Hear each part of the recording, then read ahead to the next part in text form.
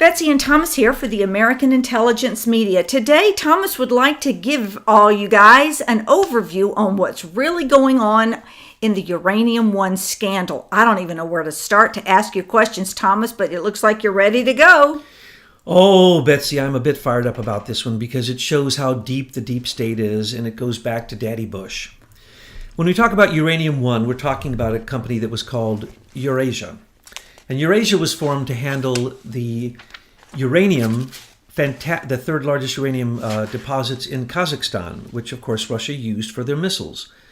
Well, it gets really, really sticky because when it comes down to it, I'm going to tell you what Hillary is going to say, and you're going to be shocked, and Hillary is going to be right, and you're going to just not believe it. So I'm going to tell you the story from the beginning, because if I told you the fact of the matter right now, you would say, no, that is not possible. But when I tell you the story, you'll understand. Okay, back in when Daddy Bush, George Herbert Walker Bush, was still president, he went, well, you got to remember that he was part during the Reagan administration when he was the vice president for taking down the USSR. He worked out of Azerbaijan with the Vulcans and the Azerbaijan Chamber of Commerce to basically destroy the USSR. He worked with George Soros and Leo Wanta to help destroy the currency, but he also worked in many ways with the CIA to undermine what was going on. And then they chose basically a CIA operative to then lead Russia at that point. So George Herbert Walker Bush, back in the 90s, I believe it was could have been 91, I think, 92, 93. This was on the news. Everybody saw this. No one wants to remember it. No one wants to admit it. They came up with this program, and this is absolutely amazing. You know, they had thousands of missiles pointed at us, and many of their missiles were in Kazakhstan, Uzbekistan, Turkmenistan, all these different places that were satellite countries of the USSR. They called all those missiles back when USSR collapsed and became Russia. When they called them back, they had tons of uranium, enriched uranium, and plutonium on their hands. Well, you cannot dangle something worth that much in front of Daddy Bush, son of Prescott Bush, the funder of Hitler through Union Bank. All facts, by the way. He was charged with those and he was found guilty. So Prescott Bush was the supporter of Hitler. So what do you expect? Daddy Bush, George Herbert Walker Bush, went to Russia and said, look, hey, you got all these missiles you're bringing them back. We don't really have that many uranium deposits. So, you know, like we only have we're like way down, 20th on the list or something. Canada's like number 2, Australia's like number 1, Kazakhstan's like number 3. So he went and said, later, we'll get to Kazakhstan, but that's where the uranium came from, most of it. So they build the weapons, they got the ICBMs, they close them down, send them back to Russia, and Daddy Bush goes over and says, we want to buy that uranium. We want to buy that plutonium. And you're going, what? They're our enemies. Why would they sell it to us? First off, because we are in a nuclear friggin' Cold War with them. We're going to annihilate each other and every person in the whole world. That's what we live with, the fear over our head. We have to have an enemy. Russia's so evil at any second, folks. You better be ready because they're going to launch thousands of... That's right. We've never been in a war with Russia. They've always been our ally in every war. And most of the conflict we've had with them was because the CIA went in and disturbed things, and we interfered with them way more than they're interfering with us. Daddy Bush saw plutonium for sale. Plutonium is $140,000 an ounce. Woo!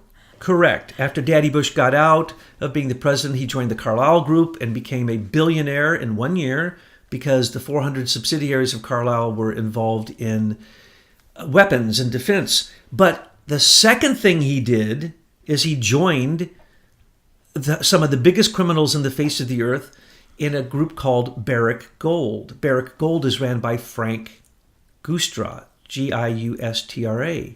They became fast friends because why? He owns Barrick Gold. George Bush sold Barrick Gold 2 mines while he was still president for next to nothing, and then supposedly they became the biggest gold mines, 2 of the biggest gold mines in the world, and supposedly started producing more gold than anybody. And Barrick Gold became number 1, number 2, number 3 gold traders and gold producers in the world, though really those mines are dead. There's no gold in them. It's all fake. But George Bush Sr. had the CIA gold, and they needed to do something with it, so Barrick Gold became the front for CIA gold. Well, Frank Gustra and Daddy Bush were into the crooked gold, so they decided to get into the crooked uranium and plutonium deals, right? And from the beginning, they were after the plutonium because it costs so much. It's a huge amount to produce it, and somehow magically our atomic power plants just aren't producing enough plutonium for us, and somehow we have so much uranium in this country that we sold 20% of it to 10X, a direct Kremlin company, and they created an American version called 10M in this country, and for 8 years we gave them two of our largest uranium mines, 20% of the uranium we have in the ground, which then provided in 2014, for instance, provided 11% of the uranium that was bought by the corporate atomic power plants. The power plants aren't owned by America. They're owned by corporations. They're regulated. So this is a racket. So let's think this through for a second. Daddy Bush took down the USSR. Then he went and tried to steal and get at a good price all the uranium and plutonium that he could. So they set up a deal called megatons for megawatts. In 1993, the program, I believe, was instigated, but it wasn't until Bill Clinton came into office that he signed it into law. And at that point, 50 tons of uranium-238 came to us from Russia. And there were plans for it to be also plutonium. Now, here's the beautiful part of it. Do you think America took responsibility for that? No, Daddy Bush set up a CIA company called United States Enrichment Corporation, which then did, let's see, how much money was it? Tens of billions of dollars for this company. And now they continue on, and it isn't even an American-owned company. United States Enrichment Corporation is not United States. It's not enrichment. All it is a scam for the CIA to buy uranium and hopefully plutonium, sell it back to America for elevated prices. Well, when the Russians saw that this could be a scam, and remember, the Russians became basically, Boris Yeltsin was a mafia boss who didn't know much of anything except where his bottle of vodka was. He was simply a CIA frontman. And so basically the oligarchs of Russia became a fantastic oligarchic mafia that is led now by Vladimir Putin, considered to be the richest man in the world. Well, of course, Russia then said, well, yeah, we're going to sell you this. I think it was hundreds of billions of dollars, if I'm not mistaken, $200 billion, if I'm not mistaken, in this uranium from Russia. But wait, they're supposed to be our enemies. Why are we buying the stuff to make our weapons to blow them up with from our enemies? Oh, this wasn't good enough, okay? So when Bill Clinton saw that scam, and he saw what Daddy Bush had done, because Daddy Bush is a part owner in the 2,000 different CIA corporations. There are banks, brokers, offshore accounts, hedge funds, created by CIA money. Because remember, the CIA it makes me sick to have to say it, but if you don't know that the Afghanistan war is mostly about the opium and the fact that the CIA brings in heroin, then go back and look at the news where they admit this, and the United States president said, we have to allow the opium, Obama said this to the news, to the U.S. public, we must allow the opium to go on in Afghanistan because the Taliban needs the money. Now, well, I think most people understand where the opioids are coming from. They're coming through the southern border through the CIA, and that's the reason that the neocons and the Democrats don't want that to happen, because it would slow down business, and they're paid off by these people. Right. So, Daddy Bush got his piece of the pie with the U.S.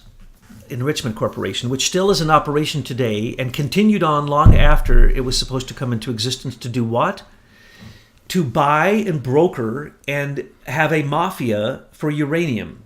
So there's been a uranium mafia since the time of Daddy Bush, and we have not had an enemy. Russia has not been our enemy.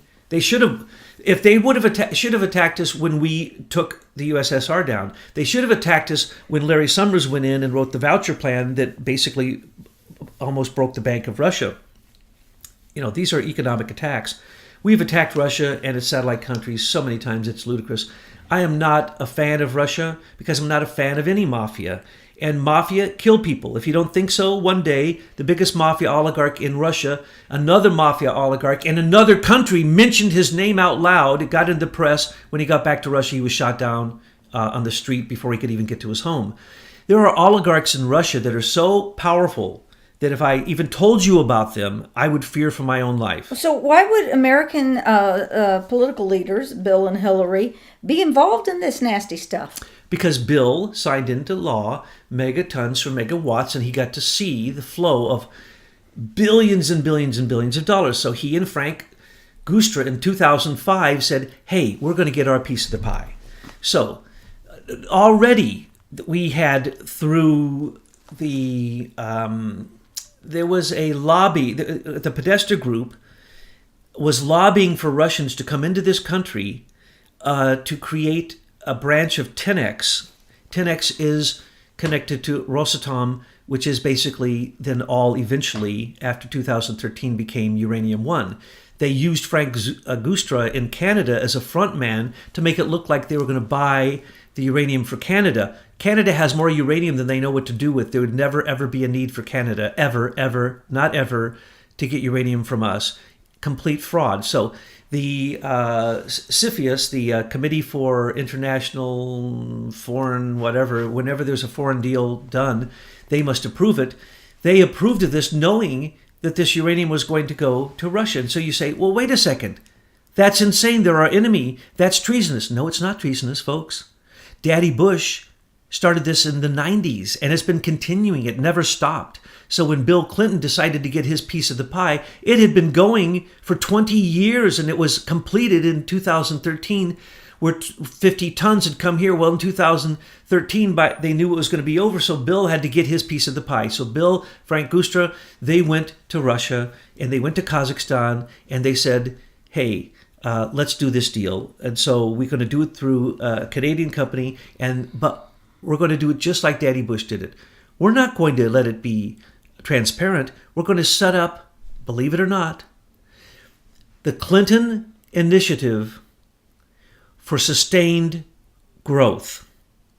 Now, what does that tell you? That means free money coming forever. And it's going to be their financial growth. Yes, their financial growth. So Frank Gustra and Bill Clinton set up a not-for-profit organization to basically handle, a Clinton Foundation initiative, which of course is supposed to be a foundation, but they're not really a foundation, so they never will be audited. They can't be audited. That's why they have not been audited.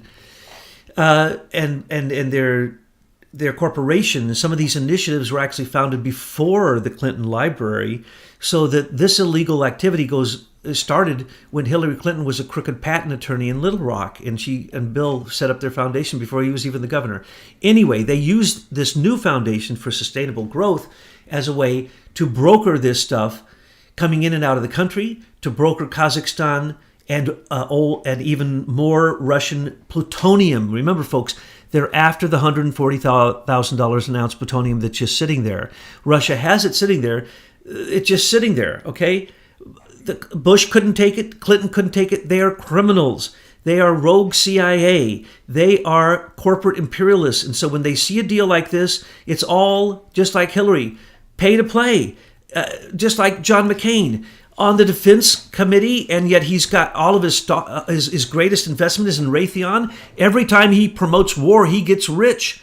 This is the way it works, folk. Everybody, they have their vested interests. So Bill Clinton started in 2005 another deal with 10X becoming 10M, and they moved into this country, and for 8 years they muscled all of the different nuclear power plants and uranium enrichment plants, like in Paducah, Kentucky, and the other few that there are. Why don't we have enrichment uranium plants? Why don't we get it from our own plants? That's seriously mysterious, but somehow these Russian mafia guys leveraged them, threatened them, money laundering, fraud, extortion, you name it, and they had 10 Russian spies supporting them all of which during that 8 years the FBI, CIA knew about. They watched them. When they got one inch away from Clinton, they arrested all 10 spies, threw them out of the country, arrested Vidim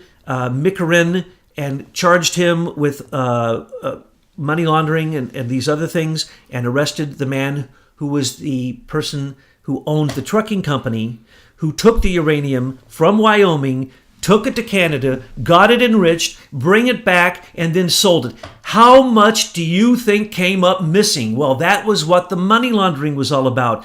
The Russian oligarchs who own 10X, and Vladimir Putin is one of the major owners, they all got payoffs for the fake uranium that was being dug up in America and Wyoming, shipped to Canada, shipped back to America, and sold through Russian mafia muscle here in this country until they got so tired of this, and it was so horribly blatant that they had to do something about it, but then they kept it under wraps.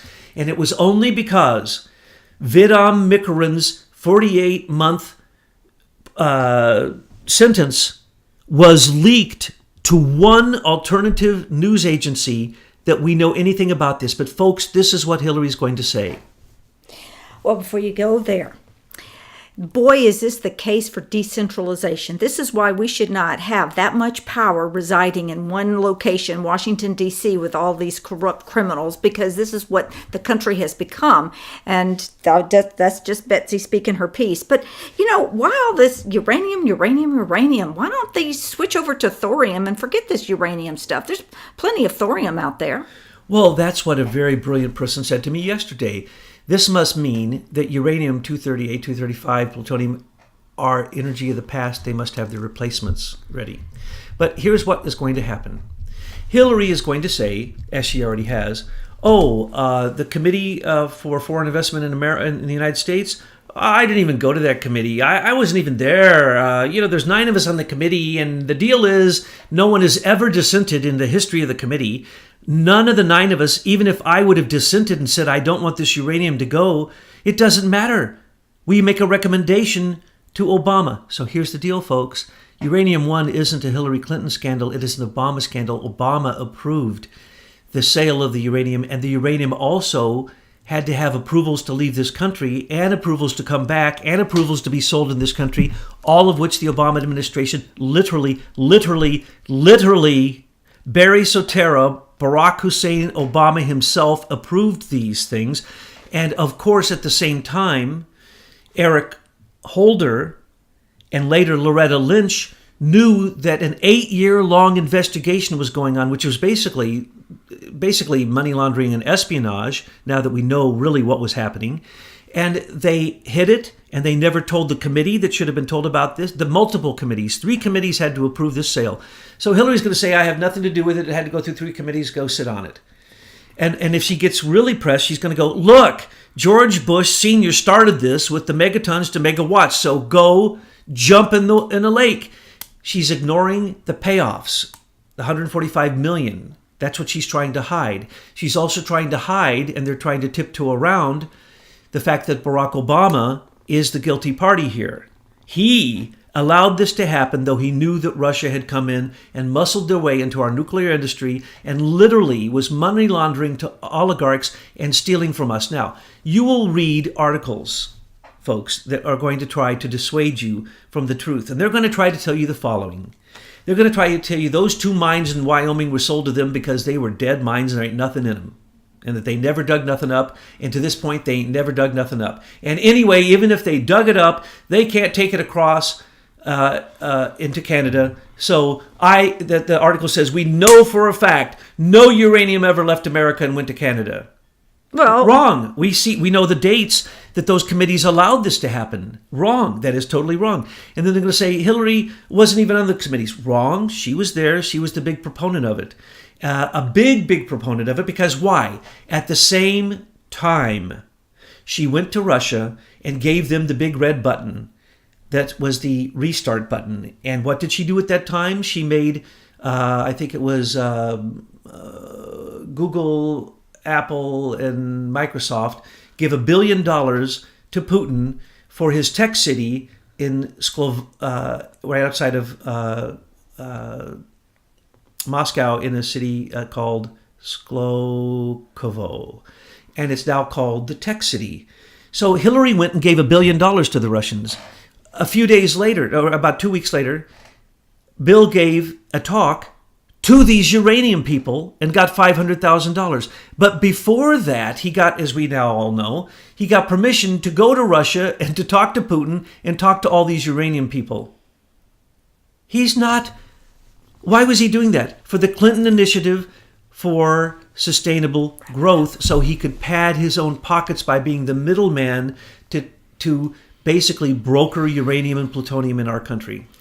In wrapping this up, Thomas, I'd like to invite listeners to please write questions, if you have any, about this subject in the comment boxes below. We will check them for the next few days, and if we see that there's some running questions that need to be answered, we'll revisit this topic again. What are your closing thoughts on this, Thomas? My closing thoughts are, this is the tip of the iceberg. She received $2 billion. The Clinton Foundation has received $2 billion. Most of that came in while she was Secretary of State. There isn't an enemy of America that she didn't visit as a Secretary of State. There's hardly a country, approximately 50%. Was she visiting them just to shake them down for money? Yes, for the Clinton Foundation, but also she went there and she brokered more weapons deals than any Secretary of State in history. So she would go to these countries, even our enemies, and I couldn't understand. Here's a Secretary of State going to our enemies. Never in history has our Secretary of State gone to countries that we basically hold to be our enemies. And then they turn around to donate to the Clinton Foundation, and then we see that the State Department approves oftentimes military deals, but specifically more weapons were sold in her time. And those countries who received the weapons are the countries who gave her money. When is the emolument act going to be pressed on Hillary Clinton? You cannot take money from a foreign government while you hold a political office. John McCain, you'd have to go down for that too. Lindsey Graham, you'd have to go down for that too. Whole bunch of Republicans. How about all the ones who received money from Leo Blavatnik? They all got to go down. It is standard operating procedure in Washington, D.C.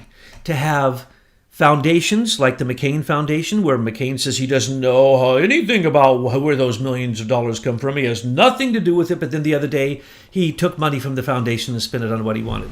Okay, so these are lies. These foundations are created as basically hedge funds. They're tax evasion. They are anti-American, and in my opinion, they are economically treasonous.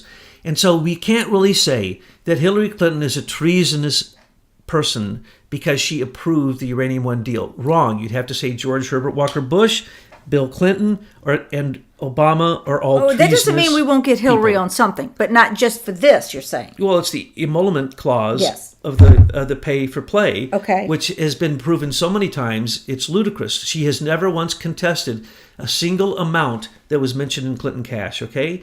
They've never once ever answered to any of those things. And if only 1/10 of it were true, she would still be one of the biggest criminals in U.S. history. So, Uranium One, you got to go back to Eurasia, the company Eurasia, and what happened with past presidents. And Uranium One is a Barack Obama problem. Mr. Obama, why did you give our uranium to Russia when you say that there are enemies? During the election, you said they were our enemy. Before the election, you said they were our friends. You said you were buddies with him. You went over with Hillary Clinton, gave him billions of dollars. You built up the military-industrial complex over there. You allowed companies that are our number one defense contractors to go over there and give them billions of dollars so that they could catch up to our technology. You, Mr. Obama, are treasonous.